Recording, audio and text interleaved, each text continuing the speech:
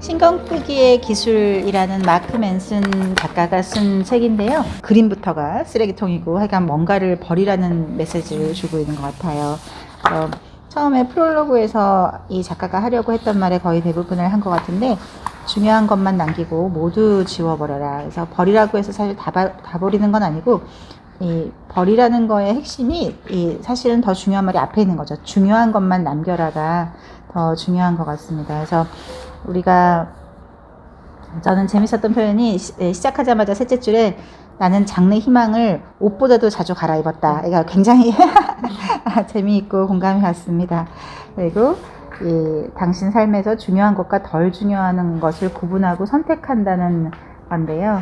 우리가 요즘 사람들이 다들 전염성 정신병을 앓고 있다. 사실 정신병도 못지않게 전염력이 강하기 때문에, 그래서 문제는 사람들이 무엇을 포기해야 하는지 모르는 거다. 뭘 해야 할지 모르는 게 아니고 사실은 뭘 포기해야 할지 모른다라고 하는 거고요.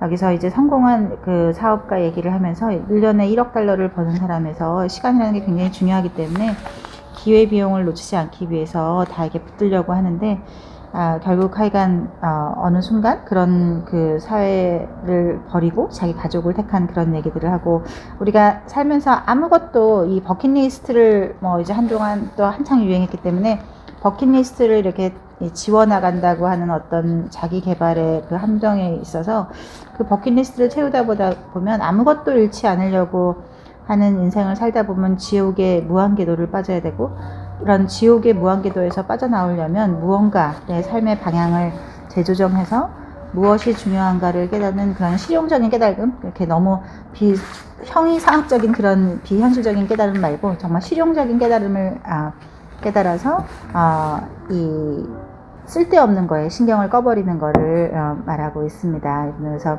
실용적 깨달음이란 하고 12페이지 위에 보면 삶이 늘 어느 정도 고통스럽다는 사실을 순순히 인정하는 것이다. 그래서 이 고난을 받아들일 때 결국 우리가 천하무적이 될 수 있다. 그래서 우리가 살아가는 길은 결국 고통을 견디는 법을 배우는 것이다. 고통을 우리 옛날 드라마에서 극복하고 막 이렇게 무조건 이겨내는 게 아니라 그냥 견디는 법을 배우는 것이다. 그래서 위대함이라고 하는 거는 마음에서 만들어내는 환상이고, 이 저자가 하고 싶은 거는 고통을 도구로, 트라우마를 힘으로, 그리고 문제를 더 나은 문제로 바꿔놓을 것이라는 것이 이 사람이 생각하는 발전이자 성장이라고 하는 것입니다. 그래서 마지막에 다시 한번 모두 지워버리는데 가장 중요한 항목만 남기고 이거 하는 법을 가르쳐 주겠다고 서문에서 썼습니다. 그래서 이제 총 이 9장에 걸쳐서 쓰여져 있는데요. 1장에서는 제목들이 굉장히, 제가 보기에는 이분이 이렇게 유명한 이유는 정말 말을 참 잘 쓴 것 같아요. 진짜 이렇게 사실 어찌 보면 자기계발서는 별로 어찌 보면 줄글게 많을 수 있지만 어찌 보면 그냥 다 읽어봐도 줄글 건 별거 없고, 테마 보통 한두 줄 빼고는 굉장히, 이게 아마 영어를 읽었으면 더욱 그랬을 것 같아요. 이 말의 마술사 같은 말을 참 정말 잘 쓰시는 분 같아요. 그래서 제가 보면 아직 참 젊거든요. 제가 보기에는 아직 84년생이니까 그러니까 지금 몇 살이죠? 38이죠. 그죠? 아직 30대거든요. 제가 처음에는 이 사람 나이를 별로 생각을 못하고 그래도 꽤 뭔가 40대 이후에 인생 경험이 많은 사람이라고 생각했었는데, 한참 읽다 보니까 나중에 보니까 이렇게 고통을 한 10년쯤 겪고 나서의 어떤 그게 30살 중반이라 그래서, 그럼 도대체 이 사람이 저 많은 거를 겪었던 게 20대구나 이렇게 하다 보니 굉장히 젊은 나이에 굉장히 하여간 사람들한테 영향력을 많이 주는 그런 사람이 된 것 같아요. 첫 번째, 이 찰스 부코스키라는 어떤 작가에 대해서 예를 들어서 설명하고 있는데요. 자기 개발사하고는 전혀 거리가 먼 어떤 주정뱅이자 바람둥이고 누름꾼이고 도대체 문제가 많은 이런 사람이고, 그냥 우체국 사무원이었을 뿐인데 맨날 책은 썼지만 사람들이 당신 책은 도저히 책으로 팔릴 수 있는 책이 아니에요 하고 이제 수없이 거절당했지만, 이제 어느 날 어떤 사람이 그걸 했을 때 내가 선택을 해야 되는구나. 우체국에 남아서 머리가 돌아버리거나 아니면 나가서 작가 놀이를 하거나 굶어 죽거나 이렇게 했는데 결국 굶기로 작정을 하고 나가서 이제 책을 펴서 200만 부가 넘는 책을 팔렸기 때문에 정말 아메리칸 드림을 한 건데요. 그 훌륭한 성공을 이룬 사람의 묘비에 SG마라고 써놨다고 합니다. 그래서 이 사람이 정말 성공했던 진짜 이유는 실패를 초연했기 때문에 성공하려고 애쓰지 않았기 때문에 그 사람만의 독특한 문체가 되지 않았을까라고 말하고 있고요. 그리고 20페이지에 보면 자기 개발의 진실, 정말 자기 개발 책에 대해서 자기 개발 책을 굉장히 혐오하는 사람들도 많고 뭐 또 거기에 너무 맹신해갖고 자기개발 책만 그냥 읽는 자기개발 중독자들, 책 중독자들도 많은데 여기서 그 중요한 핵심이 자기개발은 계속 너는 부족해라고 알려주는 거에 너무 초점이 되고 있지 않나. 그래서 최고가 되라, 완벽하고 놀라운 사람이 되어라라고 하지만 이 서양의 가장 작은 개가 가장 크게 짖는다는 속담도 있듯이 정말 자신만만한 사람은 자신을 증명할 필요가 없다는 거죠. 그래서 좋은 삶을 살려면 더 많이 신경 쓸 게 아니라 더 적게 신경 써야 한다 하고 22페이지에 위에 있고요. 이 불안이라는 지옥의 무한궤도, 사실 이 인간의 특성 중에 가장 큰 특성을 정말 한두 가지 뽑으라고 할 때 그 거의 첫 번째, 두 번째 뽑히는 게 이 불안이라는 거대한 장벽인데, 사실 또 생각해보면 이 불안이라는 게 없었으면 이 인류는 살아남지 못했을 거라고 하죠. 그러니까 어떤 인류라고 호모사피엔스 중에서 불안을 유난히 잘 느꼈던 사람들만이 사실은 살아남았던 거고, 불안에 대해서 너무 무덤덤하거나 이랬던 사람들은 이미 다 멸종해버렸기 때문에 의심이 많고 불안했던 사람들이 살았고, 그 불안은 사실 내가 가지고 있는 내재적인 강점인 거죠. 그 불안이 나를 생존하게 했으니까. 근데 하지만 거기서 이제 꿈은 높은데 현실은 시궁창이라고 생각을 해서는 안 되고, 이제 우리 할아버지가 보통 이제 할아버지들의 얘기에서 이 삶의 지혜를 알 수가 있는데, 이 할아버지가 어렸을 때 사는 게 다 그렇다, 가서 삽질이나 해 라고 하는데, 우리가 삽질하는 말 농담으로도 많이 하고 하지만 정말로 큰 삶의 지혜가 있는 것 같아서 무언가 한다는 게 결국 무언가를 해결할 수 있는 거고, 실제로 뇌과학적으로 많이 증명된 것 중에 하나에서 불안을 없애는 가장 큰 사실 치료법은 몸을 움직이는 겁니다. 몸이 움직이고 있을 때 불안이 이제 해소가 되고요. 그래서 우리가 다리 덜덜덜덜 떠는 애들이나 이런 거를 너무 나무라지 말고, 그 사람은 지금 최선을 다해서 그걸 하고 있으니까 그걸 하는 거. 그리고 심지어는 좀 아이러니하게도 왜 너무 지나치게 청소하는 사람들, 막 지나치게 청소하고 이런 것도 사실은 불안에 대한 또 다른 그 사람만의 자기만의 솔루션이라고 하거든요. 그래서 약간 뭔가 움직이다 보면 훨씬 더 좋아진 그런 것이 그 어른들에게도 다 생활의 지혜로 있었던 것 같습니다. 그래서 보면 또 26페이지 맨 아래 애쓰지마, 노력하지마, 신경 쓰지마. 그래서 알베르 까미가 행복이 무엇인지 계속 묻는다면 결코 할 수 없다. 인생의 의미를 계속 찾아 헤맨다면 인생을 살 수 없다. 그래서 애쓰지 마라는 뜻인데,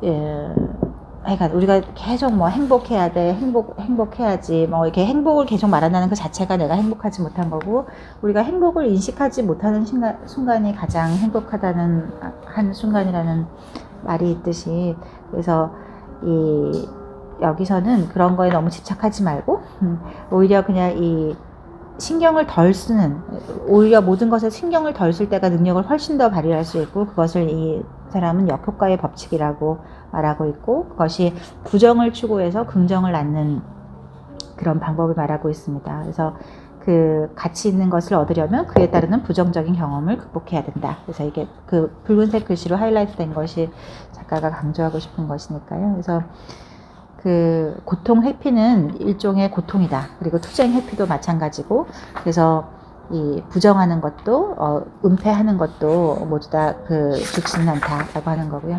그래서 그야말로 life is suffering이라는 말이 있듯이 그냥 삶이라는 것이 그냥 그 고통이라는 그 자체를 잘 이해하면 우리가 좀 더 나아지지 않을까 하는 거고요.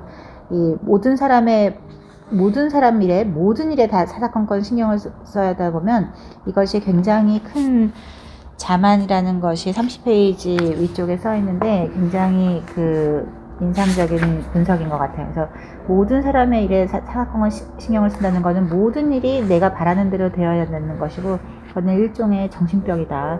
그래서 이런 거를 극복해야 된다라고 하고 있고요. 그래서 인생의 터닝 포인트로 이 저자가 신경 끄기의 기술을 얘기하고 있는데, 신경 끄기는 그냥 무심함이 아니다. 첫째, 그냥 다름을 그냥 받아들이는 거다. 그래서 의미 있는 선택을 할 수가 없기 때문에, 그럼 우리가 제일 중요한 것은 무엇에 신경 쓸 것인가. 맨 아래서 이제 얘기하고 있고요. 나는 신경 안 써요. 이거는 정말 그냥 사이코패스가 하는 거라서, 그런 사이코패스에 나는 신경 안 쓴다는 의미하고는 매우 다른 것이고, 33페이지 위에 보면 인생에서 중요하지 않은 것에 대해서 그냥 꺼져버려. 그리고 꺼져버려라고 말하는 것이고, 그리고 진짜 중요한 것만을 위해서 쓸 신경을 따로 남겨놓는다는 거. 우리 브레인 뇌구조에서 할당할 수 있는 그 에너지와 그런 뇌구조가 정해져 있기 때문에 중요하지 않은 것에 대해서 꺼져라고 말을 하고, 중요한 것에만 오로지 신경 쓴다고 하는 겁니다. 그래서 두 번째는 이 고난에 신경을 쓰지 않으려면 중요한 무언가에 신경을 써야 한다. 이게 아무것도 신경을 쓰지 않으면서 있다 보면 사람들이 이 눈앞에 닥쳐진 고난에만 가기 때문에, 무언가 내가 신경 쓸 것을 미리 정해두면 그것이 훨씬 더 좋다라고 하는 겁니다. 두 번째는 크게 해피엔딩이란 동화에서나 나오는 거야 라고 하는 거고요.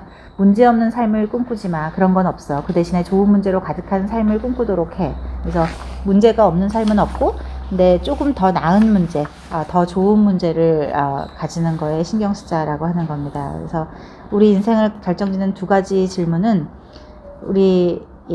당신은 어떤 고통을 원하는가? 무엇을 위해 기꺼이 투쟁할 것인가?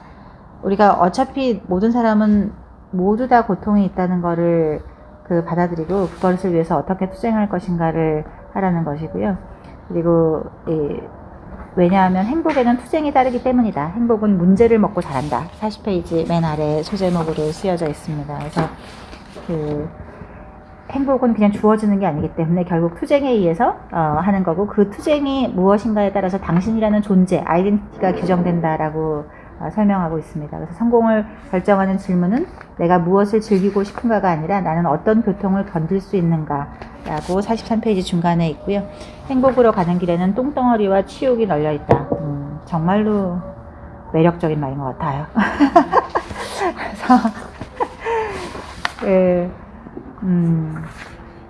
그래서 아무튼 내가 어차피 모든 사람은 고통을 피할 수 없으니까 내가 어떤 고통을 선택할 건지, 그 고통의 선택을, 그리고 내가 한 선택이면 강요된 고통이 아니라 내가 선택한 고통이면 그 고통을 이겨낼 수 있을 것이다 라고 하는 거고, 그 가는 길에 언제나 우리 생각에는 영광과 이런 게 있기를 바라지만 사실은 똥덩어리와 치욕이 널려있다. 나이가 어릴 땐 이해하기 힘들었는데 삶에서 가장 중요한 진실이 귀에서 가장 거슬리는 법이다 라고 이렇게 얘기하고 있고요. 부유함을 버리고 고통을 받는 자를 택한 왕자 해서 그 부처의 이야기가 예를 듣고 있는데요.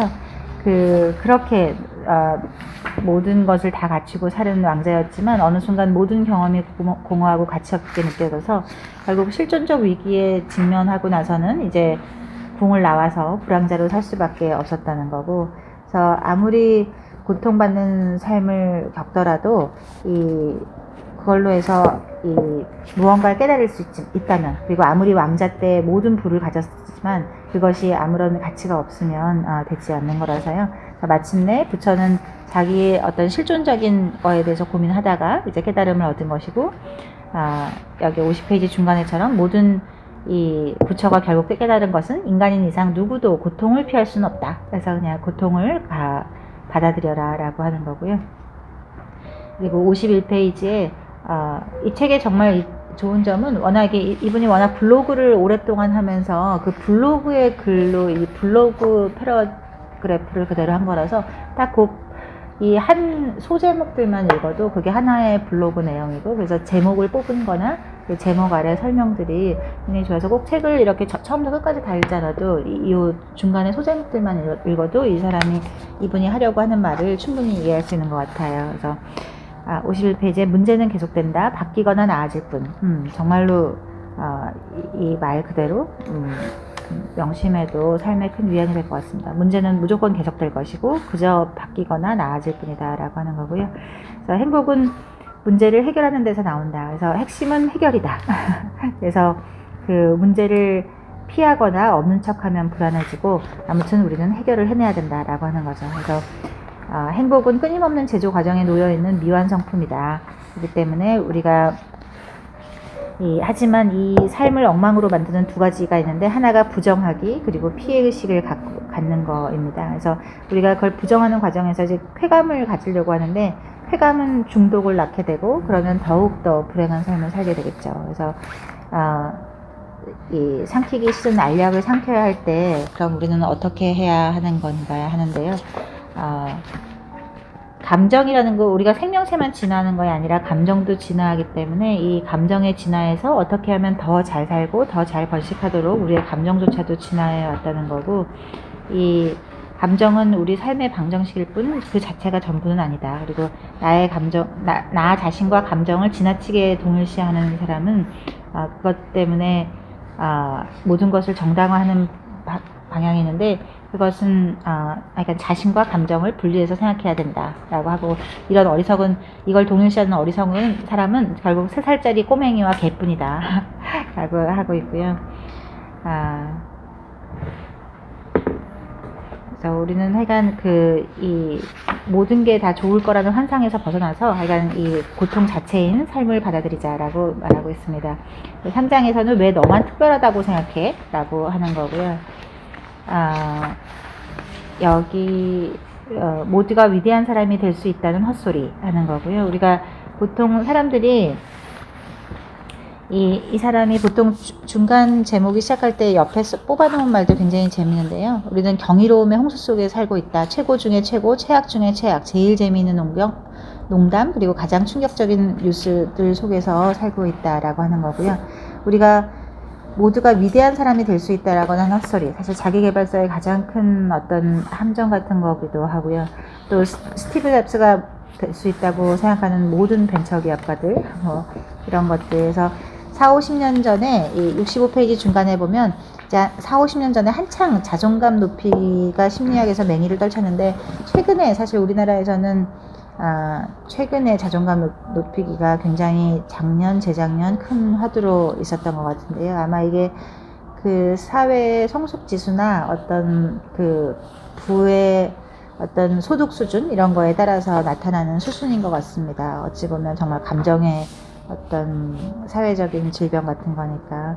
그래서 약간 자존감을 높여서 어떤 좋은 것을 하려고 했던 것인데 오히려 이런 것이 훨씬 더 이 역효과를 많이 냈다는 것을 이분이 설명하는 건데 자존감이 그냥 무조건 높기만 하다면 우리가 그냥 여기서 재밌는 걸로 한 사람의 어떤 66페이지 중간에 짐이라는 어떤 가상의 인물을 해서 이렇게 그 얘기를 하고 있는데 예를 들어서 재미는 벤처 사업가인데 중요한 거는 자기는 특권이 있다고 생각하고 어떤 특권이 있다고 생각하면 허세를 부릴 특권이 있다고 생각하는 거고 자기 만족감에 빠지고 만족감은 망상으로 빠지고 망상이 허세로 빠져서 근데 이런 망상을 가진 사람들은 사람들이 보기에는 순간 거기서 봤을 때 굉장히 매력적으로 보이고 또 그런 즐거운 기분이 전염되고 이렇게 하는 게 사실이지만 사실은 어느 정도로 나는 특별하다고 생각하냐면 내 똥은 냄새가 안 난다라고 생각할 정도니까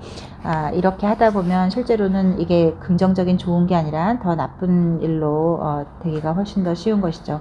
그래서 이런 사람들의 큰 함정은 좋은 일이 생기면 내가 뭔가 놀라운 일을 해낸 거고 나쁜 일이 생기면 누군가 자기를 시기해서 생긴 일이라고 하기 때문에 하여간 이런 허세 특권, 허세에 빠진 자가 무엇에도 흔들리지 않는 그런 잘못된 자아 존중감은 훨씬 더 잘못된 것이고 69페이지 위에 이분이 꼭 말하려고 하는 거는 자아 존중감이라고 하는 거는 실제로 부정적인 경험을 어떻게 느끼는지를 봐야 하는 것이 긍정적인 생각만 한다면 오히려 더 문제가 크다. 그래서 자존감이 높은 사람은 자신의 부정적인 부분을 그대로 볼 수 있어야 한다. 그래서 나는 돈 문제에 좀 무책임하다든가 나는 좀 과장하는 버릇이 있다든가 이런 자기의 문제점을 그대로 수용하는 것이 이 사람이 진짜 자아 존중감이 있는지 없는지를 판단하는 지표가 되어야 한다고 합니다. 그리고 거기 이제 아래 최고 또는 최악 1%가 되어야 한다는 장박증. 사실 많은 책들이 출판되면서 뭐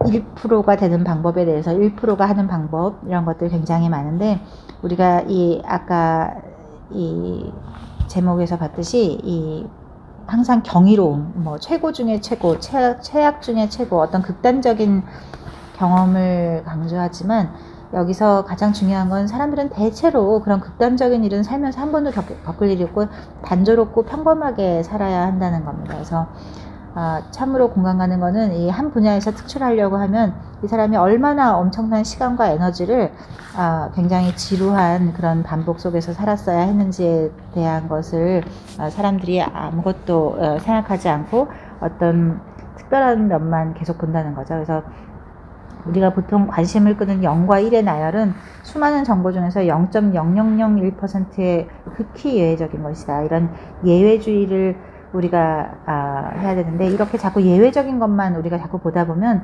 불안과 절박함을 느끼게 되고 그러면 무언가 나는 이렇게 부족하다고 느껴서 거기서 더 허세와 중독을 하게 된다고 합니다. 그래서 이런 그 예외주의를 자꾸 예외적인 극단적인 걸 하다 보면 자꾸 허세 문화에 이렇게 하게 되고 그러면서 타인에 대해서뿐만 아니라 자신에게 거는 기대 자체가 왜곡되어서 내가 못났다던가 이런 것에 대해서 생각하게 된다고 합니다. 그래서 아무런 문제가 없어 보이는 이 수천 명의 인터넷만 검색만 하는 그런 사람들이 사실 아무런 문제가 없는 게 아니라 다 똑같은 문제가 있다는 것이죠. 그래서 이 사람도 어렸을 때 자기가 인간관계에서 참 어려움을 느끼고 불안을 많이 느꼈던 것이 대중문화에서 만연한 남성성 그것 때문이었다고 하고 막 파티를 즐겨야 멋진 남자고 여자한테 칭찬을 받고 막 가장 가치 있는 것은 섹스이고 이런 것들에 대해서 워낙 이제 주입이 돼서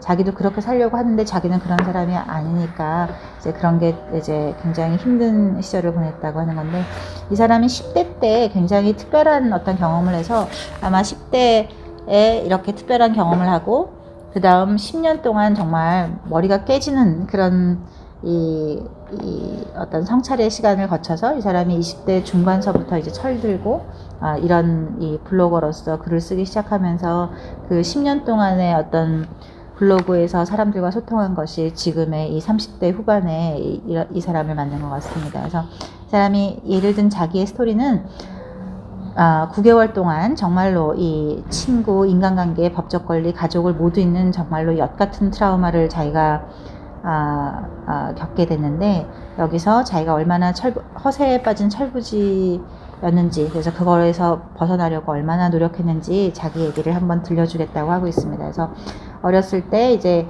결국 14살 때 마약에 걸려서 그냥 자기는 좀 허세를 떨려고 좀 바나나 같은 기질로 약간 이 마약을 팔았었는데 그것 때문에 이제 결국 이제 수갑을 차게 되고 그래서 집에서 쫓겨나고 그리고 이제 겨우 그리고 여기서도 보면 재밌는 게 이 엄마한테 이제 구속까지 되고 이 난리 상황에서도 이 아이가 생각한 거는 이 마릴린 맨슨과 메탈리카의 티셔츠를 모조리 버려야 했다는 거. 이때는 1998년을 사는 청소년에게 이거는 쪽팔림에 의한 사형 선고와 마찬가지였다.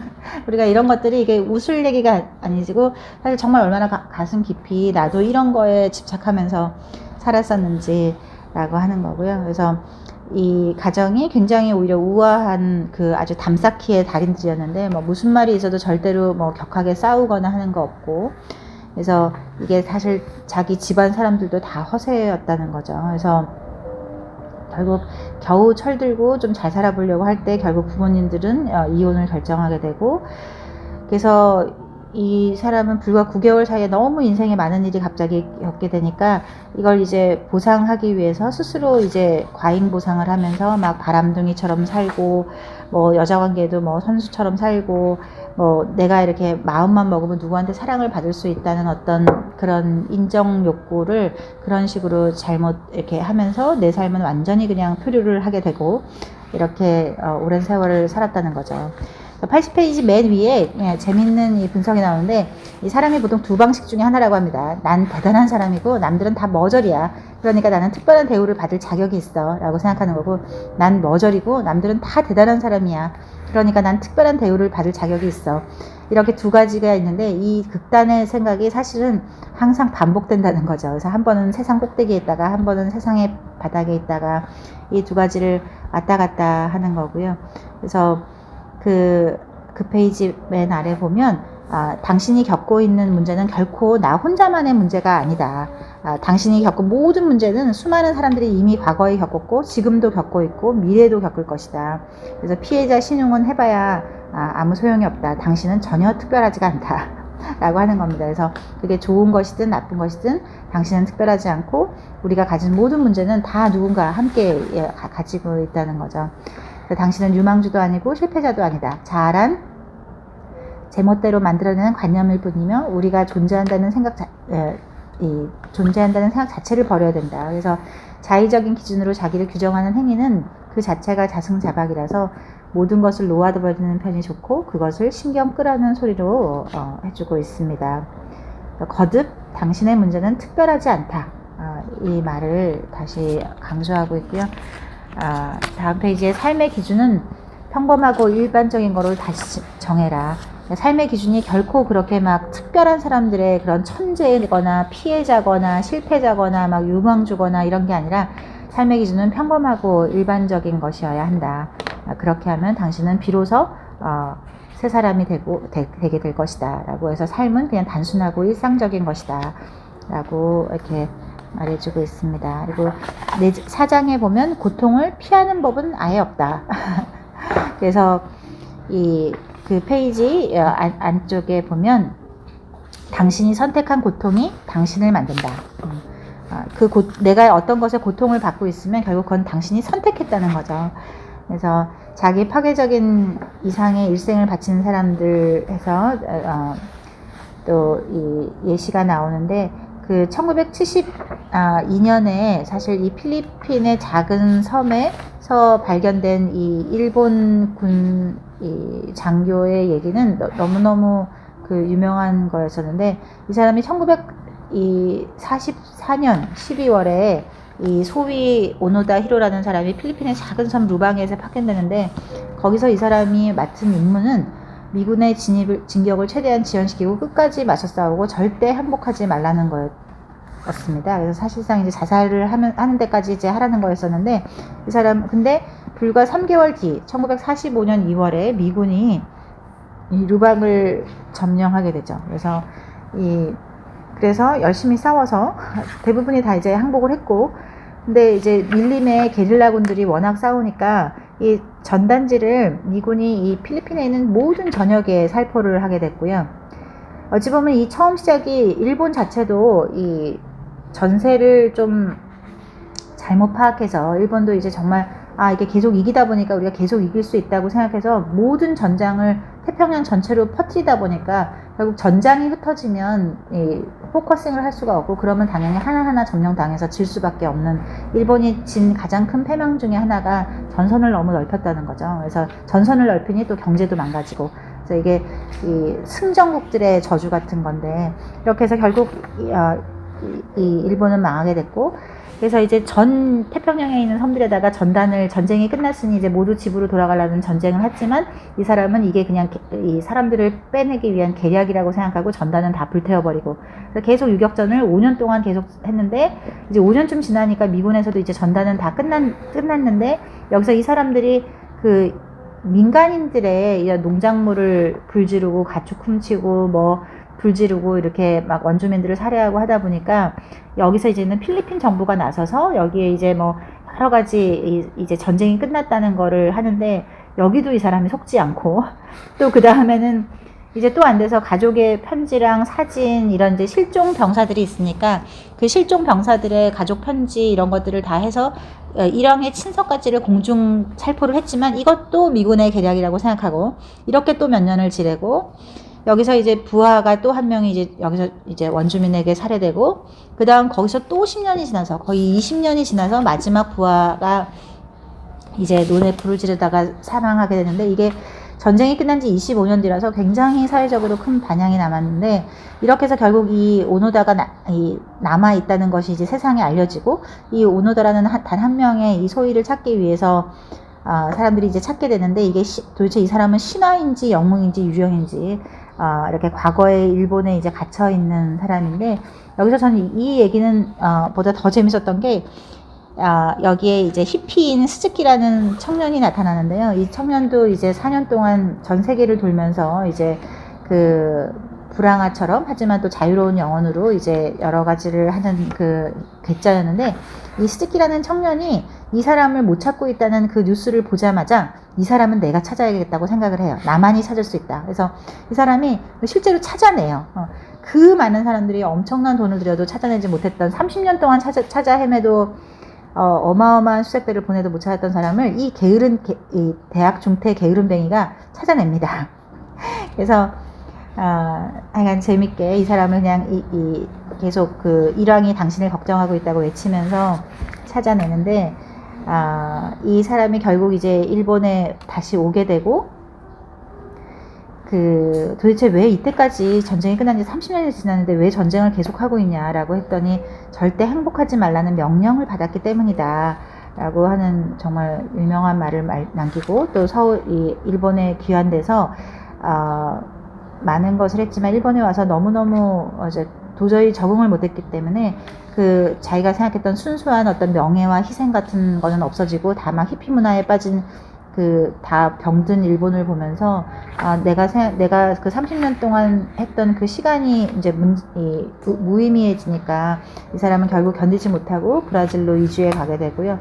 여기서 또 한 번 놀라운 스토리는 이 스즈키가 당신은 그럼 왜 나를 찾아왔냐라고 했을 때 이 스즈키라는 청년이 나는 이 오노다 소이라는 당신과 판다 그리고 서린을 찾기 위해서 일본을 떠났다고 했을 때 결국 이 청년이 이 소이와 판다를 찾고 세상에 존재하는지 없는지도 모르는 이 서린을 찾다가 결국 히말라야에서 죽음을 택했는데 둘 다 사실은 굉장히 우리가 보기엔 너무나 예외적이고 이상한 사람들이지만 둘 다 자신이 선택한 고통을 선택하기로 마음먹고 그 고통을 견뎠기 때문에 그 고통을 견딜 수도 있었고 심지어는 즐길 수 있었다라고 하는 겁니다. 그래서 우리가 고통이라고 보는 게 꼭 나쁜 우리가 판단하는 기준과 많이 다르다라고 하는 거고요.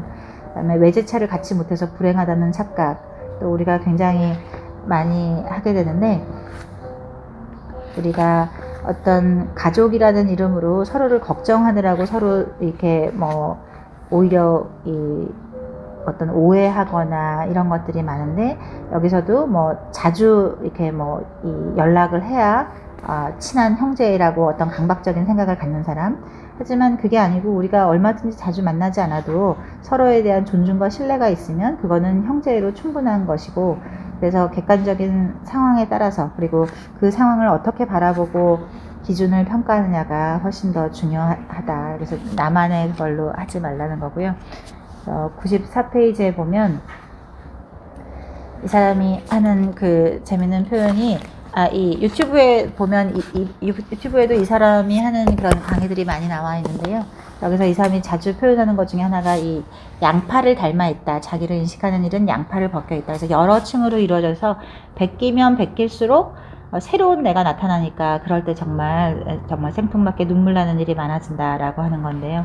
거기서 첫 번째 인식은 자기 감정을 이해하는 것이다. 근데 우리가 이 자체를 하기가 정말 일생에 사실 한 번도 하지 않죠. 나는 어떤 때 행복한지, 나는 어떤 때 슬픈지, 나는 이럴 때 희망이 느껴지는지 하는 첫 번째 자기 인식을 하는 것이 굉장히 중요하다라고 해서 이것을 감정적 맹점이라고 표현하고 있습니다. 그래서 이거를 있다는 것 자체를 인지하는 것 자체가 중요하고 두 번째는 내가 그런 감정을 왜 느끼는지 그래서 두 번째로 내가 그런 감정은 누구나 나한테 이런 감정이 있구나를 아는 거 두 번째는 그 감정을 내가 왜 느끼는지 스스로 물어보는 거. 나는 왜 화가 날까? 나는 왜 목표를 이루지 못할까 하는 왜를 느끼는 게 두 번째고, 세 번째는 바로 자기의 가치관이라고 하는 겁니다. 그래서 나는 왜 이것을 성공으로 간주할까? 실패로 간주할까? 우리가 똑같은 문제를 놓고도 그거를 얼마든지 어떤 사람은 똑같은 상황을 성공했다고 생각하고 어떤 사람은 실패했다고 간주하기 때문에 오로지 그것은 자기가 가진 가치관에 의해서 결정된다고 하는 거고요. 그런 가치관이 결국 인간의 존재와 행동의 밑바탕에 있게 된다라고 하고 있습니다. 그래서 여기서 하는 게 메탈리카에서 하루아침에 쫓겨난 남자, 그리고 비틀즈에서 쫓겨난 남자, 두 남자에 대해서 얘기를 하고 있는데요.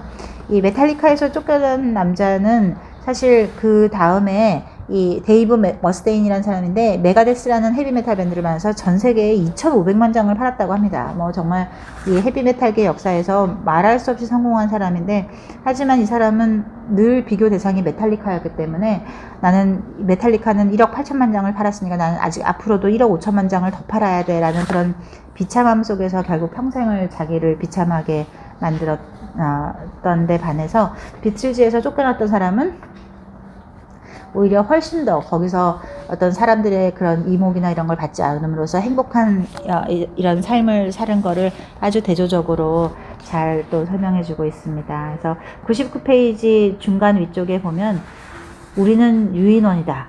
아주 냉정한 표현이죠. 우리는 유인원이고, 유인원의 가장 중요한 것은 비교하고 경쟁하는 것이다. 그래서 우리가 중요한 건 어떤 기준으로 자기를 평가하는지 묻는 것이다. 그래서 이 경쟁은 너무 당연한 거고, 그냥 우리가 원숭이이기 때문이다 라고 설명하고 있습니다.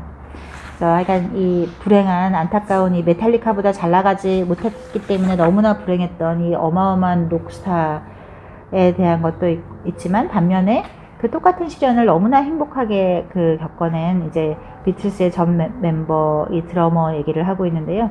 이 드러머는 하여간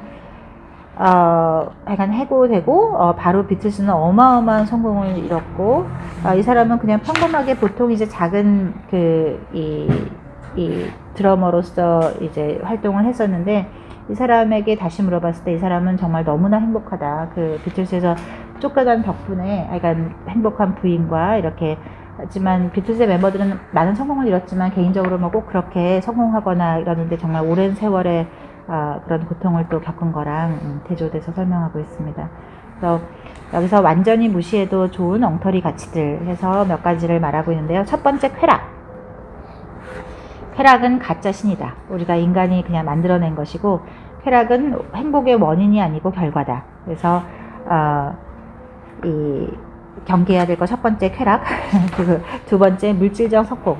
물질적 성공을 너무 평가하게 되면 정직이나 뭐 비폭력, 연민 같은데 이 상대적으로 저평가를 하게 돼서 물질적 성공이냐 아니면 어떤 절대적 가치냐에 대해서 생각해야 된다고 하고, 세 번째는 내가 다 안다 하는 태도. 인간은 틀리는 게 일상이다. 틀리는 게 정상이고 나는 무지해서 아는 게 별로 없다라고 생각을 해야 오히려 성공할 수 있다라고 하는 거고요. 그리고 하지만 뭐 제 개인적으로는 그냥 이렇게 너무 무지해서 내가 아는 게 별로 없다라는 태도는 매우 훌륭하긴 하지만, 정말로 내가 오랜 세월을 거쳐서 신념으로 갖고 있는 생각은 내가 옳다라고 밀어붙이는 생각도 결코 나쁘지 않은 것 같습니다. 너무 또 이런 자기 개발서나 이런 데서 뭐 이래야 한다 이런 거에 너무 매목돼서 그런 좋은 사람이 되려고 너무 하는 거다 보면 결국 본인이 이루려고 했던 본래의 가치관의 트랙에서 벗어나기 때문에 약간 자기 상황에 따라서 또 해야 되는 것 같아요. 4번째는 무한긍정. 그래서 삶은 때로 엉망진창이라는 게 사실이고, 당신이 할 수 있는 가장 건전한 일은 그거를 받아들이는 것이다. 그래서 여기서 우리가 긍정이라는 것에 대해서 저도 최근에 이렇게 다시 생각했던 거는, 우리가 보통 긍정적인 사람 그러면 굉장히 좋은 의미로 쓰이잖아요. 근데 긍정적인 사람이라는 말은 굉장히 조심스럽게 생각해야 된다는 거죠.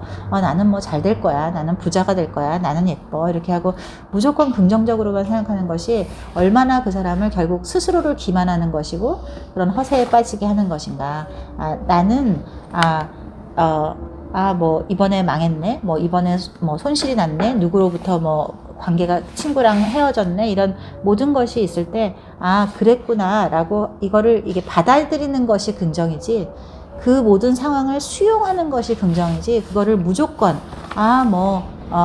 망했지만 다시 다음엔 성공할 거야, 이렇게 저 사람하고 사이가 나빠졌지만 잘 될 거야 라고 무조건 이렇게 긍정적으로 생각하는 거는 정말 자기 기만이라는 거죠. 그래서 어떤 단어의 오류에 빠지지 않기를 생각하게 됐습니다. 그래서 프로이드는 약간 투쟁했던 날들이 내 인생에서 가장 아름답게 느껴질 것이다 라고 얘기하고 있고요. 더 나은 삶을 원한다면 더 나은 가치에 신경을 써라. 그래서 가치는 어차피 다 가질 수 있는 게 아니고 우선순위를 매겨야 하는 것이라서 내가 우선순위를 어디에 두느냐가 제일 중요하다라고 하고, 제가 보기엔 이 책 전체에서 가장 중요한 단어가 우선순위인 것 같아요. 그래서 그 우선순위에서 이제 중요한 것과 중요하지 않는 것을 결정해야 되는데, 이 109페이지 중간에 붉은 글씨로 좋은 가치는 또 나쁜 가치는 어떤 것인가에 대해서 쓰여져 있는데, 현실에 바탕을 두었는지 사회에 이로운지, 그리고 제일 중요한 건 내가 통제 가능한지 하는 것입니다. 그래서 예를 들면 좋은 가치는 정직 같은 것인데요. 내가 그거는 다른 사람에게 이롭기도 하고 내가 통제할 수 있는 거죠. 그래서 그 다음 페이지에 보면 정직, 혁신, 유연함, 자립, 후원, 자존감, 호기심, 너그러움, 겸손, 찬조, 이런 것들은 좋은 가치.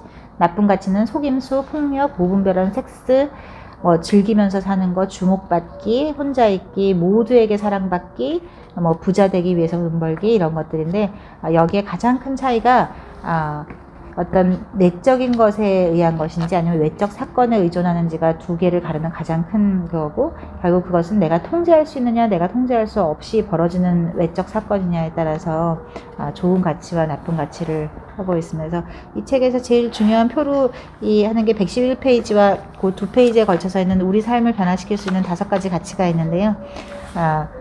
첫 번째가 강한 책임감, 두 번째는 당신의 믿음을 맹신하지 않을 것, 내가 틀릴 수 있다는 것을 받아들일 것, 그래서 독선적인 허세꾼이 되지 않기를 말해주고 있고, 세 번째가 실패하는 것, 그리고 실패는 결국 우리를 앞으로 나아가게 하는 원동력이라는 거, 그리고 네 번째는 거절하는 것, 그리고 내가 놓으라고 또 말할 수 있어야 하고 상대가 나에게 놓으라고 하는 것도 받아들일 수 있어야 하는 그 쌍방향의 거절을 다 인정하는 것, 그리고 마지막은 내가 언젠가는 죽는다는 사실을 받아들이는 것, 이것이 가장 중요하다고 하고요. 우리가 정말로 죽음을 생각했을 때 모든 가치가 비로소 제대로 보이기 때문이라고 했습니다. 5장은 선택을 했으면 책임도 져야지 라고 하는데, 우리가 이 선택과 책임, 잘못, 우리가 보통 이건 너 책임이야 했을 때 보통 책임이라는 말을 잘못이라는 말하고 많이 헷갈려서 그런데, 이 잘못과 책임은 많이 틀리다는 거에 대해서 하고 있고요. 잘못은 과거에 대한 얘기고 그 책임은 미래에 대한 말이라서 그런 걸 하는 것이고, 예를 들어 마라톤을 똑같이 뛰는데 너가 이걸 안 뛰면 가족을 죽이겠다고 협박을 받아서 뛰는 거하고, 내가 이걸 뛰고 싶어서 뛰는데 거기서 친구들이 옆에서 환호하는 거하고, 이 똑같은 마라톤의 그 생리적인 신체적인 고통이 얼마나 다르게 느껴질까라고 할 수 있습니다. 그리고 내가 뭔가 비참함을 느끼고 있다면 그거는 내가 통제할 수 없는 무언가가 있다는 것이다 라고 설명하는데 참 공감 가는 말이었습니다. 그래서 사실 우리가 아무리 고통 속에서도 그게 내가 통제 가능하다면, 내가 권투 선수로 게임을 하고 있는데 내가 챔피언이 되기 위해서 내가 선택한 거라면 사실 그게 고통스럽진 않겠죠. 고통스럽지만 그렇게 힘든 일은 아니니까.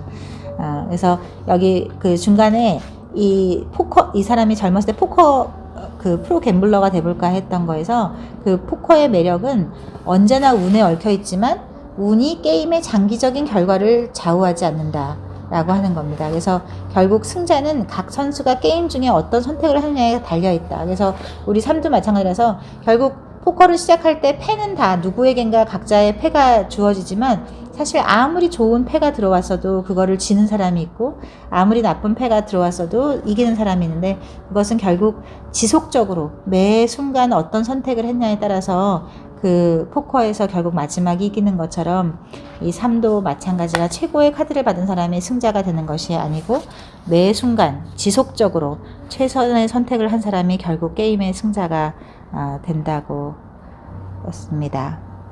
그리고 사회 부적응자는 최고의 석학을 만든 선택에서 이 윌리엄 제임스라는 사람이 나오는데요. 이 사람이 어렸을 때 아프다가 이 형제들은 다 잘 나가고 그래서 집에서 완전히 천덕꾸러기였었는데 아마존 우르림에서도 에서 의외로 다시 잘 버티고 살아남았지만 이 사람이 하버드 의대에 들어갔다가 자기가 의사보다는 환자를 더 닮았다고 생각해서 하버드 의대도 스스로 그만뒀었고, 근데 이 사람이 어느 날 그 철학자 찰스 퍼스의 그 강의록을 읽으면서 실험을 해보기로 했대요. 그래서 1년 동안 내 삶에서 일어나는 일은 뭐든 100% 내 책임이라고 믿으며 살아보겠다고 딱 1년만 그렇게 하고 본래 죽기로 마음 먹었었는데 그 1년 해보고 죽자라고 생각을 했다고 합니다. 그래서 결국 이 사람은 미국 심리학의 아버지가 되었고 하버드 교수가 되었고 하여간 훌륭한 가정을 이뤄서 이 사람은 이 실험을 자기의 부활이라고 설명했었고요.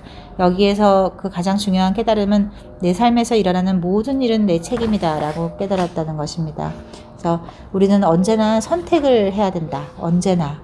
그래서 선택을 해야 되는 거죠. 근데 우리가 보통은 선택이 너무 고통스럽기 때문에 사실 선택을 미루다가 일을 망치는 경우가 많고, 또 선택이 너무 고통스러우니까 그냥 아무거나 남이 해주는 선택을 하거나 그런 거죠. 최근에 그 밝혀진 뇌과학에서 재밌는 거는 선택을 할 때 이 뇌 그 활성 MRI를 찍어보면 선택을 할 때 활성화되는 뇌 구조가 이 정말 통증 중추하고 위치가 똑같다고 해요. 그러니까 우리가 진짜 밥을 먹을 때 짜장면을 먹을 것인가 그 짬뽕을 먹을 것인가 그걸 하잖아요. 그때 진짜로 통증 중추가 작용한다는 거죠. 그래서 그냥 남이 선택해주면 그렇게 좋은 거예요. 그래서 이 선택이라는 것이 우리가 구석기 시대서부터 우리가 이렇게 문명사회는 우리 진짜 인류의 역사에서 지금 찰나에 불과한 순간인 거고, 대부분은 우리가 구석기 시대와 뭐 신석기 시대에 정말 그 동물에 쫓기면서 내가 저 동물을 나갈 것인가 말 것인가, 일로 튈까 오른쪽으로 튈까 왼쪽으로 튈까, 그 선택으로 결국 죽고 사느냐가 선택됐던 그 수많은 유전자적인 인식에서 우리가 어떤 선택을 한다는 게 얼마나 고통스럽고 많은 에너지를 써야 하는 것인지, 그래서 하지만 우리가 그 선택을 꼭 해야 한다, 내가.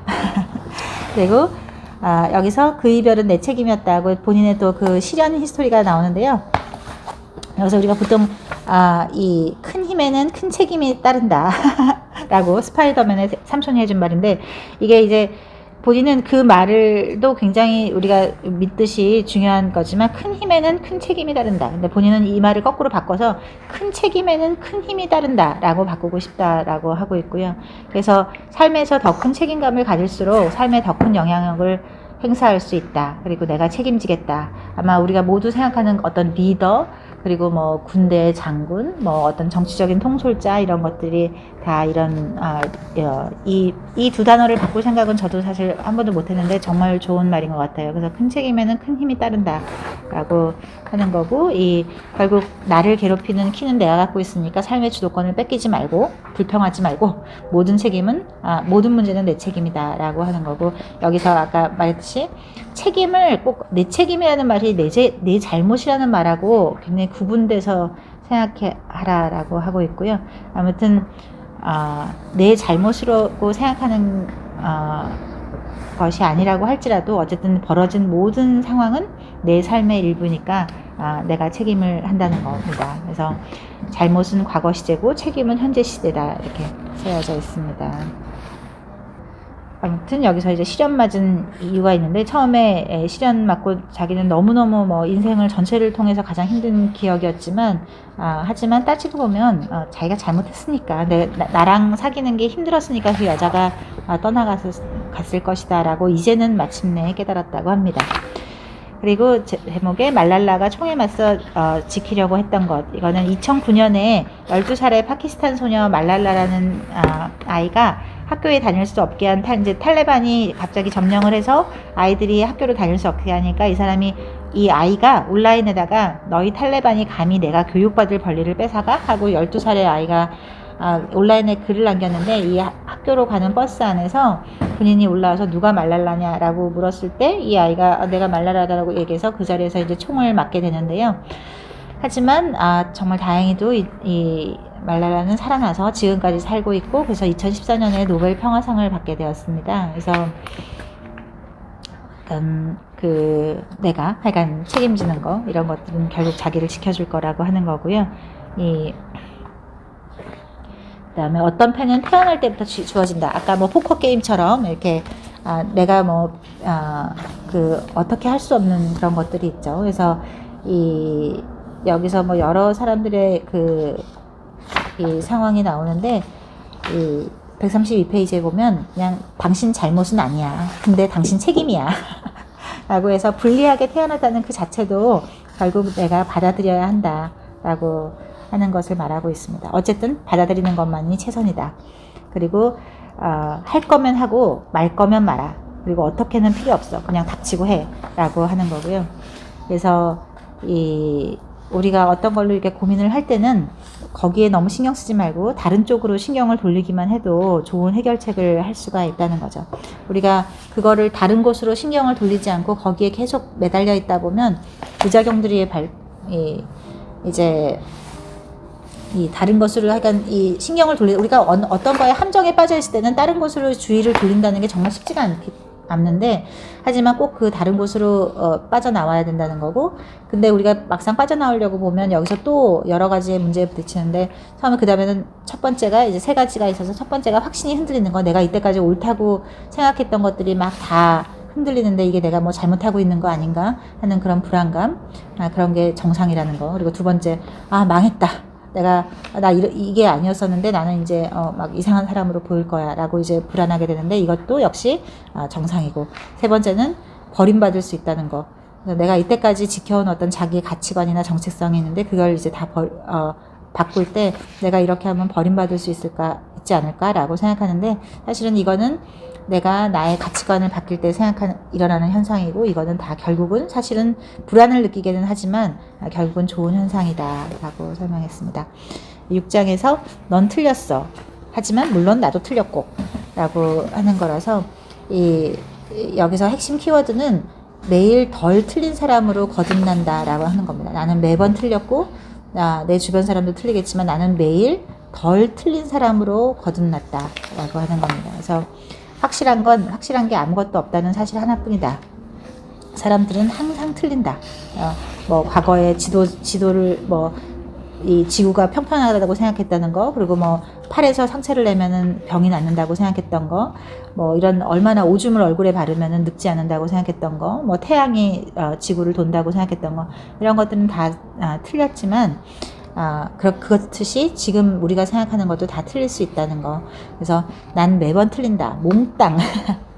그래서 내가 하는 모든 것이 다 틀릴 수 있다는 거를 잘 생각해야 되고, 그래서 현재의 마크를 과거에 이렇게 보면 과거의 마크가 지금 보면 굉장히 다르게 느껴지듯이 결국 현재의 마크도 미래의 마크에 보면 굉장히 틀릴 것이다. 마이클 조던이 한 유명한 말이 나는 살아오면서 실패에 실패를 거듭했다. 그게 내가 성공한 이유다. 라는 말도 여기서 생각해 볼 말이고, 결국 성장은 끝없는 반복이고 계속 틀린 것을 좀 덜 틀린 상태로 나아가는 것. 결국 틀린 것이 옳은 것으로 나아가는 게 아니라 틀린 것에서 조금 덜 틀린 것으로 나아간다는 걸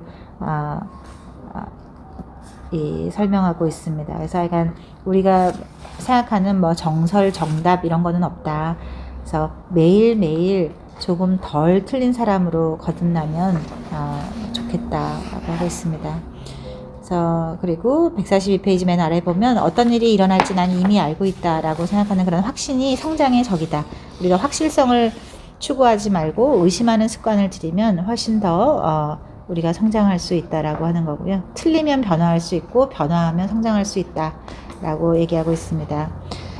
그래서 여기서 이 화가 복이 되고 복이 화가 되는 것을 여기서도 설명하고 있는데요. 굉장히 긍정적인 일이라고 생각했던 것이 나중에 부정적인 것이 되고, 부정적이었던 실패라고 생각했던 것이 나중에 긍정적인 일이 되기 때문에 내 눈앞에 있는 상황을 내 기준으로 판단하지 말라라고 하는 겁니다.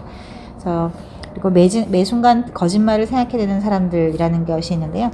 이 매 순간 거짓말로 하는 거는 이 145페이지 맨 아래 보면 인간의 뇌는 의미를 산출하는 기계다. 우리가 의미라고 이해하는 건 대부분 우리 뇌가 어떤 두 가지를 경험으로 엮어냄으로써 생성된다라고 하는 겁니다. 이런 연관성을 우리는 의미라고 파악하고 그것이 우리 뇌에 각인되는 거죠. 그래서 여기에 두 가지 문제가 있는데, 첫째는 뇌가 불완전하다는 사실, 두 번째는 스스로 의미를 만들어내는 순간 우리가 그 의미에 집착하게 된다는 것입니다. 그래서 우리가 만들어내는 의미가 모순이 있다는 증거를 발견할 때조차도 우리는 그 믿음을 고수하고 싶어 하기 때문에 우리가 틀릴 수 있다는 것을 잘 알아야 되고, 이 인간의 마음은 오류로 가득한 난장판이다 라는 것을 받아들이려는 거죠. 그래서 가슴이 시키는 대로라는 엉터리 충고가 있는데, 여기서 굉장히 충격적인 일이 이렇게 써 있는데, 1988년에 이 페미니스트이자 작가인 메러디스 머렌이라는 사람이 심리치료를 하다가 자기가 지금 이 사람은 37살인 상황에서 자기가 어렸을 때 아버지에게 이 성적 학대를 받았다는 거를 이제 알게 됩니다. 그래서 이 사람이 이제 집에 가서 이제 얘기를 하다 보니 온 가족들은 다 막 서로 편이 갈리고, 뭐 아버지를 뭐 욕하는 사람, 아버지를 또 편을 드는 사람, 그래서 집안이 완전히 쪼개져지고 가정이 파탄이 났는데, 그로부터 8년이 지난 1999년 메러드 씨는 다시 한번 자기가 학대를 받지 않았다는 것을 깨닫게 됩니다. 그래서 근데 이거는 어떻게 되느냐, 그냥 심리치료사하고 이렇게 좋은 의미에서 아무튼 기억을 이렇게 찾아가는 상황에서 벌어진 것인데, 이 사람이 자기 자서전 나의 거짓말, 거짓 기억에 대한 진짜 이야기라는 그 책에 자기의 이야기를 이렇게 했는데요.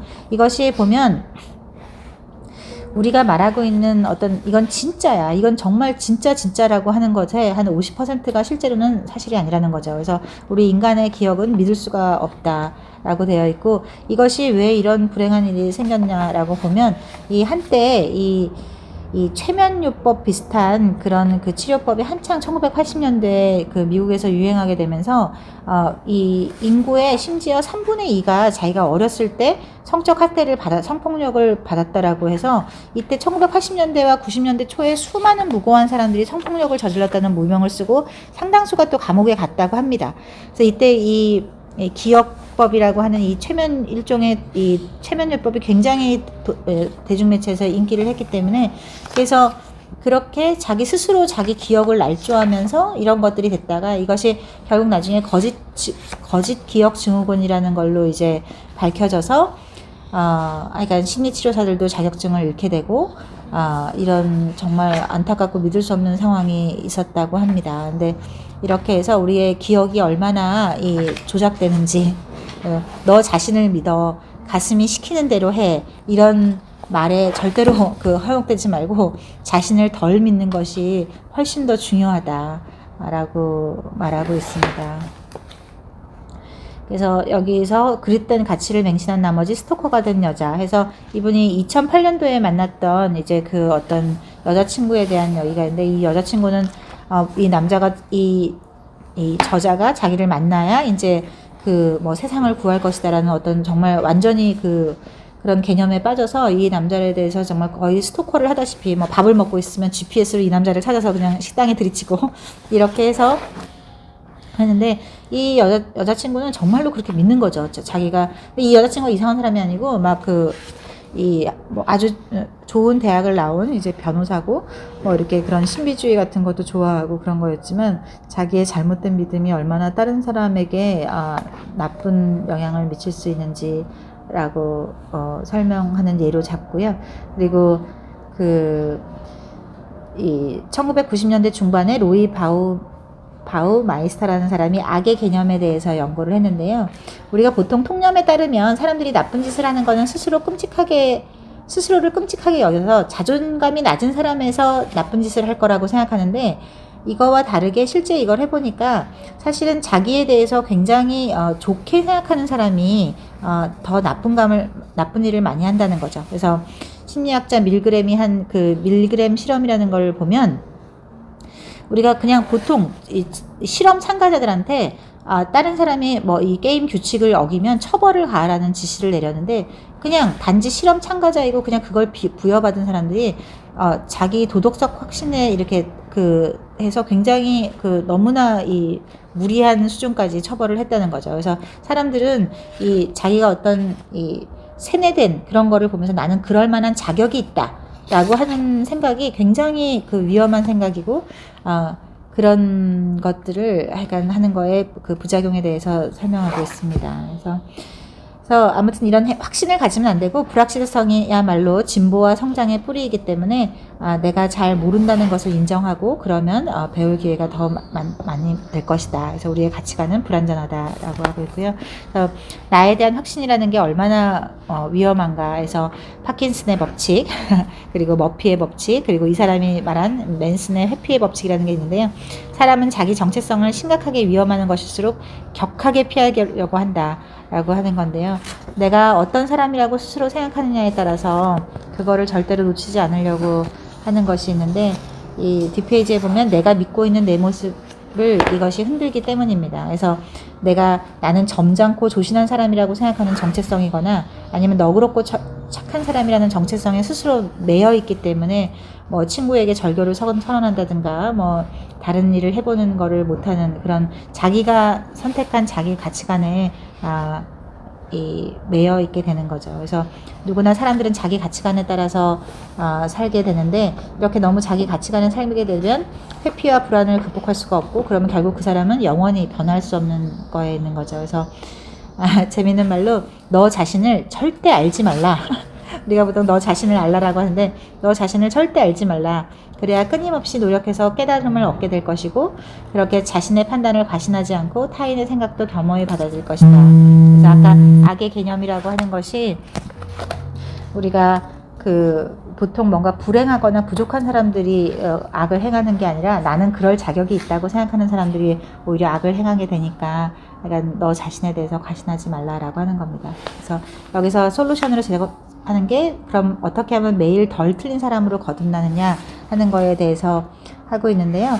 여기 아리스토텔레스가 이제 교육받은 사람의 특징은 어떤 생각을 받아들이지 않으면서도 그것을 숙고해 볼 수 있다라는 것이 교육받은 사람의 특징인 겁니다. 누가 어떤 다른 가치를 이야기하면 거기에 휘둘리지 않으면서 내가 그게 정말 맞는지 스스로 생각할 수 있는 힘, 이게 바로 교육받은 사람이라고 하는 거고요. 그렇게 해서 다른 사람들이 틀리고 당신이 옳을 때도 있지만 당신과 세상이 대결하지 말고, 사실은 당신과 세상이 대결한다고 느끼는 느낌이 드는 순간이 당신 자신 안에 있는 그런 정체성이나 가치관이 대결하고 있는 상황이라는 거라고 말합니다. 실장에 실패했다고 괴로워하지 마. 그래서 잃을 게 없으면 두려울 게 없다라고 하는 거고요. 그 바닥에서 시작하는 게 사람들에게 얼마나 끔찍한 일인가. 그래서 이 저자는 아무튼 이 돈 대신 자유와 자유를 위해서 이 블로거라는 이런 SNS 이런 거를 택하게 되는데요. 이런 자기가 세운 계획이 아니라 상대적인 남들이 세운 성공과 실패의 계획으로 가게 되면 나중에 인생 전체를 실패할 것이다 라고 하고 있고요. 그래서 피카소의 몇 분 만에 그린 그림을 이제 2천만 원이라고 했을 때, 이 사람이 아니 당신은 그 그림 그리는데 2분도 안 걸렸는데 왜 그게 무슨 2천만 원이냐고 하니까, 나는 이 그림을 그리는데 60년이나 걸렸다 라고 말한 그 상징적인 말처럼, 사람들의 엄청난 성공담은 우리가 매체에서 매일 보지만 사실 성공한 사람들이 보낸 수천 시간의 단조로운 연습과 지루함은 보여주지 않는다. 그래서 이게 정말로 마음에 많이 와닿던 것 같아요. 이 세상의 모든 우리가 김연아가 됐던 어떤 조경사, 이 세상의 모든 직업을 망라해서 뭔가 그 분야에서 뭔가를 잘하는 사람, 우리가 정말 음식을 맛있게 만드는 사람, 아니면 그러니까 별을 잘 재배하는 사람, 세상의 모든 일을 하는 사람들은 그 사람이 그런 대단한 사람이 되기까지 얼마나 지루하고 단조로운 지루함의 시간을 보냈을 텐데, 최근에 하여간 좀 안타까운 것은 항상 사람들은 그냥 짠 하고 일어나면 무언가에 내가 원하는 거에 어떤 대가가 될 수 있다고 생각하니까, 그런 단조로움을 이해하자라고 하는 겁니다. 그래서 하여간 행복은 내 멋대로 정한 버킷리스트를 다 해가는 과정이 아니다. 그리고 거기를 위해서 우리가 견딜 수 있는 고통을 선택하라. 고통은 우리가 피할 수 없기 때문에 그냥 내가 어떤 고통을 할 건지를 선택하고 그것을 그냥 견뎌내라 라고 하고 있습니다. 그래서 결국 우리가 배워야 할 것은 자기가 선택한 고통을 견디는 법. 그러니까 우리가 내가 무언가를 내가 뭐 도자기를 잘 만드는 사람이 되기로 했으면 그 도자기를 만드는 그 지루한 과정을 견디는 과정은 그렇게 고통이 아니잖아요. 그래서 어쨌든 모든 건 고통이지만 그걸 내가 선택했으면 그게 고통이 아니고 심지어는 즐길 수 있다는 거. 그리고 전쟁에서 살아남은 이들의 고백에서 보면 이 사람은 결국 절체절명의 위기에 몰렸을 때 오히려 위대한 성취를 이뤄낸다. 그리고 최악의 순간을 경험해야 인생을 보는 관점이 확 바뀌게 된다. 결국 인생의 바닥을 쳐야 무언가 인생을 바라보는 관점이 그 앵글서부터 바뀌기 때문에 그렇게 되고 삶은 무지와 행위로 이루어진다. 그래서 실패를 내가 어떻게 받아들이느냐, 그냥 뭐든지 무어라도 해 라고 하는 거고요. 새로운 사업을 정상 궤도에 올려놓으면 하루에 12시간에서 14시간 정도의 시간을 투자해야 된다. 그래서 안타까운 거는 이렇게 요즘 하여간 너무 주 52시간 하면서 워라벨 이런 것만 이렇게 하다 보면 미국의 모든 그런 뭐 테슬라나 그런 뭐 저커버그나 뭐 이 빌 게이츠나 뭐 일론 머스크가 똑같이 하는 말이 나 처음 일할 때 한 정말 최소 몇 년 동안 그리고 뭐 거의 30대 전체를 하루에 16시간 이상 일했다. 대부분 그렇게 해야 어떤 새로운 사업이 되는 것인데 너무 요즘은 그냥 이렇게 몇 시간만 일하면 된다고 생각하는 거를 안타깝게 생각하고 있고요. 약간 행동은 동기의 결과일 뿐만 아니라 원인이 되기도 한다. 그래서 184페이지에 이렇게 자극을 받아서 동기가 되고 행동이 되고 좋은 무한 반복에 대해서 이렇게 하고 있고, 이 사람은 이거를 뭐라도 해 원칙이라고 해서 하여간 무언가라도 해라. 그러면 실패가 하찮게 느껴질 것이다 라고 하고 있고요. 8번 거절은 인생의 기술이다. 그래서 하여간 거절에 대해서 익숙해지고, 그리고 무언가 한 가지를 선택하면 결국 그 한 가지 선택한 것에 몰입하게 되고 결국 몰입이 자유를 얻게 할 것이다. 그래서 모든 것을 버려야만 여행을 떠날 수가 있게 되는 거고요. 그래서 우리가 196페이지에 무엇을 선택할지 선택하라. 그것이 바로 너다 라고 하는 거고요. 그래서 하나의 가치를 선택하려면 나머지는 모두 다 거부해야 되고, 무엇을 거부하냐가 우리를 규정한다 라고 하고 있습니다. 그래서 거절은 인생을 살아가는데 꼭 필요한 기술이다. 그리고 이 로미오와 줄리엣의 사랑이 불건전한 이유, 이런 것도 사실 이렇게 어떤 사랑이나 이런 것도 상대를 탈출구로 여기면 안 되고, 건전한 관계와 불완전한 관계를 이 사람이 두 가지로 요약했는데요. 첫째는 각자가 책임을 얼마나 잘 받아들이는가, 그리고 각자가 기꺼이 상대를 거절하고 상대로부터 거절당할 수 있는가가 그 관계가 건전한지 불건전한지에 대해서 하는 거라고 하고, 거기서 경계라고 하는 것은 자기의 문제에 대한 책임은 회피한 채 오로지 상대의 문제에 책임지려 하는 것, 이런 것들이 경계가 흐릿하게 되는 거라고 합니다. 그래서 나머지 관계를 맺을 때 두 가지 덫 중에 하나에 빠지게 되는데요. 하나는 타인이 자기 문제를 책임지기를 바라는 것, 둘째는 오지랖 넓게 타인의 문제를 책임지려 하는 것에 덫에 빠지면 안 된다고 하고 있고요. 그리고 당신의 문제는 다른 사람들이 해결해 줄 수 없다. 그리고 좋아하는 사람을 위해 희생할 때는 스스로 원해서 해야 된다. 그리고 자기의 문제를 스스로 책임지고 상대에게 책임을 묻지 않는 게 진정한 사랑이다.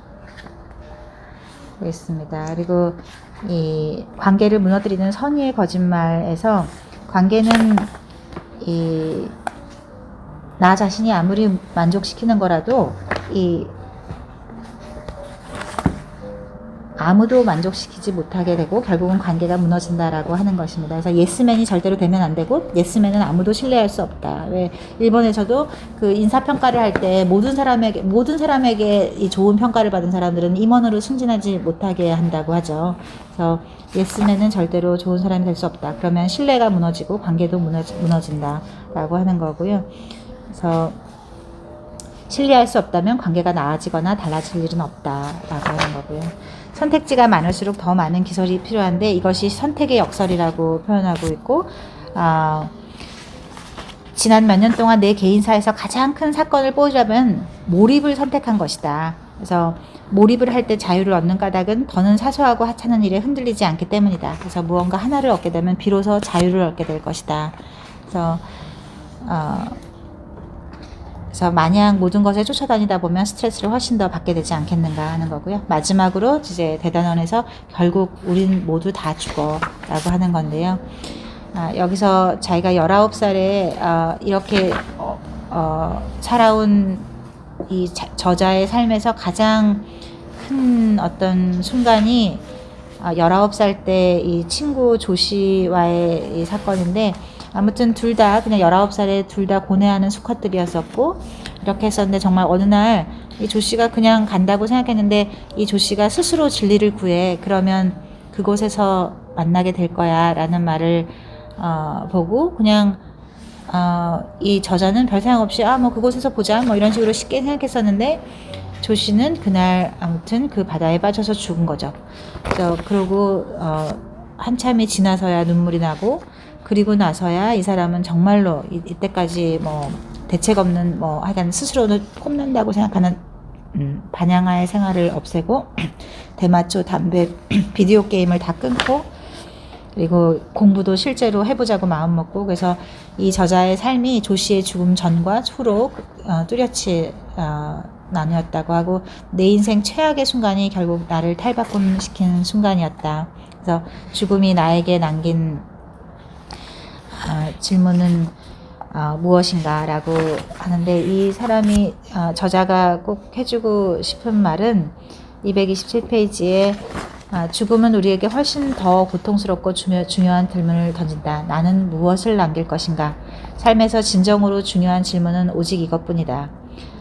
하지만 우리가 이것에 대해서 생각하기를 회피하는 것은 힘들고 겁나고 또 내가 뭘 원하고 있는지도 잘 모르기 때문인데, 아무튼 우리가 살면서 내가 죽어서 무엇을 남길 것인가에 대해서 꼭 생각해야 되고, 너 자신보다 대단한 것에 신경 써라. 너 자신에 얽매여 있지 말고 너 자신을 뛰어넘어서 그러니까 무언가 거대한 영원의 일부임을 깨닫고 그거보다 대단한 것에 신경을 써라. 그리고 거기에 몰입을 해라 라고 하는 거고요. 그리고 그 사람들이 요즘의 문화에서 주목받는 거하고 성공이 마치 하나인 것처럼 취급하지만 둘은 서로 다르다라고 얘기하고 있고요. 그래서 삶이란 자석의 입금에 하여간 내 몸을 맡겨서 하여간 좀 더 내가 이 삶에서 무엇을 할 것인지에 대해서 좀 더 큰 가치에 몰입하라. 그러기 위해서 그 중요하지 않은 것은 모두 다 끊어라 라고 하고 있습니다. 그래서